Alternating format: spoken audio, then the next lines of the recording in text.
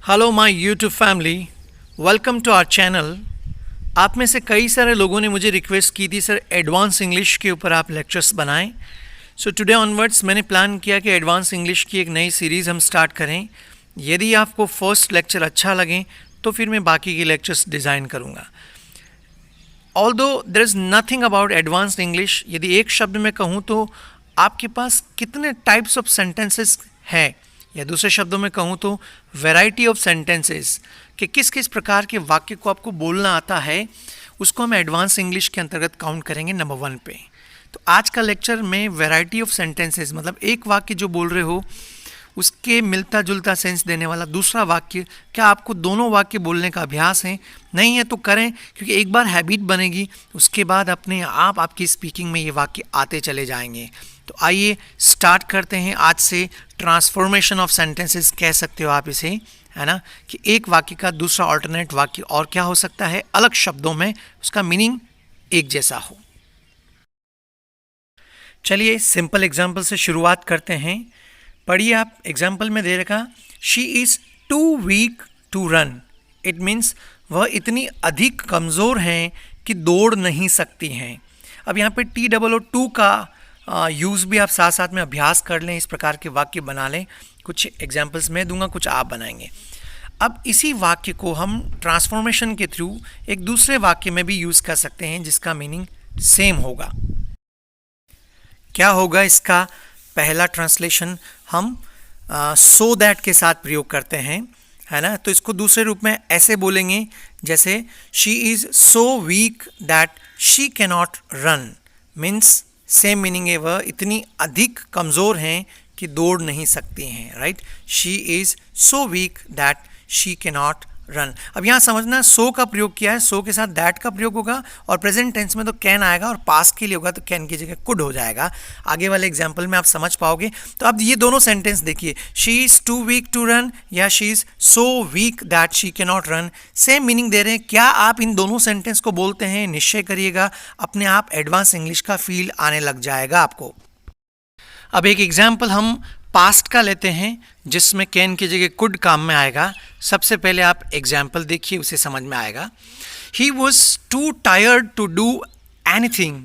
Means वह इतना अधिक थका हुआ था कि कुछ नहीं कर सका, राइट। तो ये तो एक सिंपल सेंटेंस है, आप सब बोल सकते हो, टू के साथ बना हुआ है। अब जब हम इसका ट्रांसफॉर्मेशन करेंगे, इसका दूसरा वैरायटी जो सेम सेंस देता है, तो वही किसका प्रयोग करेंगे? So that. टू की जगह सो का प्रयोग करेंगे, दैट से जुड़ेगा, लेकिन ये पास्ट का सेंटेंस है इसलिए कैन की जगह इसमें कुड लगेगा। तो सेम मीनिंग का दूसरा वाक्य ये बनेगा, he was so tired that he could not do anything. दोनों सेंटेंस को बोलिए आप, he was too tired to do anything या he was so tired that he could not do anything. जब ऐसी वेराइटीज़ पर आप अभ्यास करते हो तो ये आपको हेल्प करता है। कई बार इसके ऊपर कंपटीशन एग्जाम में क्वेश्चंस भी बनते हैं ट्रांसफॉर्मेशन ऑफ सेंटेंसेस में। खैर, जो स्पोकन सीखना चाह रहे हैं वो स्पोकन के ऊपर ध्यान दें, कंपटीशन वाले कंपटीशन पे ध्यान दें।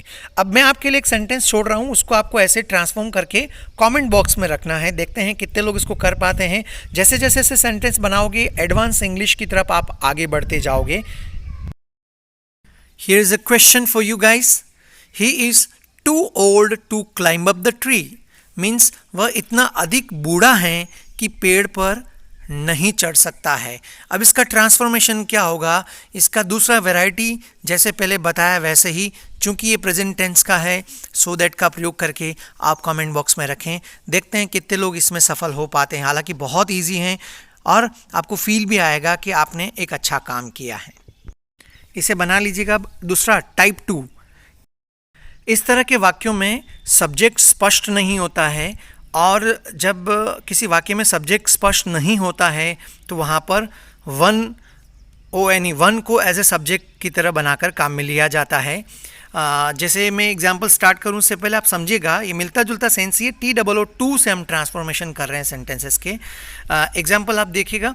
The first example I am giving, the wall is too hot to touch. देख पा रहे हो, the wall is too hot to touch.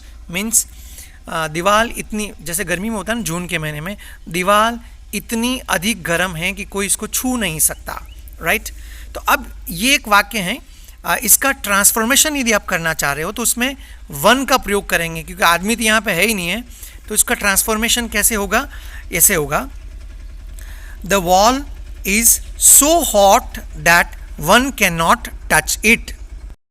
Feel कर पा रहे होंगे आप लोग दोनों का मीनिंग। ऊपर वाला सेंटेंस एक बार वापस बोलिए, the wall is too hot to touch, और दूसरा ट्रांसफॉर्मेशन क्या होगा, the wall is so hot that one can not touch it. वही दीवार इतनी गर्म है कि कोई इसको टच नहीं कर सकता, कोई इसको छू नहीं सकता है। तो ये टाइप 2 की कैटेगरी में आता है। अब आपके लिए भी मैं एक क्वेश्चन छोड़ रहा हूँ, क्योंकि जब तक आपको मैं इन्वॉल्व नहीं करूँगा तब तक आपके अंदर वो परफेक्शन नहीं आएगा। तो अब आपके लिए मैं एग्जाम्पल दे रहा हूँ, उसको आपको ट्रांसफॉर्म करना है सेम टू हटा के सो दैट का प्रयोग करके, ताकि आपके पास एक और ऑल्टरनेट ऑफ सेंटेंस या वैरायटी ऑफ सेंटेंस आ जाए। So here is the question for you, this item is too costly to purchase, means यह आइटम इतना अधिक महंगा है कि कोई इसको खरीद नहीं सकता है। देखते हैं आप में से, ध्यान रहेंगे इसमें आपको वन का प्रयोग करना है क्योंकि सब्जेक्ट स्पष्ट नहीं है। कितने लोग correct answer, correct transformation comment box में रखेंगे। गाइस ये छोटा सा लेक्चर मैंने बनाया, 2 टाइप्स ही बताए हैं, अभी 2 के 2-3 टाइप्स और हैं। यदि आप चाहते हैं कि इसको कंटिन्यू किया जाए तो अपने फीडबैक कमेंट बॉक्स में ज़रूर रखें, ताकि आप भी सीख सकें और मेरे अंदर भी एक नई ऊर्जा का संचार हो सके। आपसे मैं बार बार गुरु दक्षिणा मांगता हूँ, मुझे पैसे नहीं चाहिए, मुझे सिर्फ आप ये वीडियोज़ अपने फ्रेंड्स के साथ शेयर करें, लाइक करें।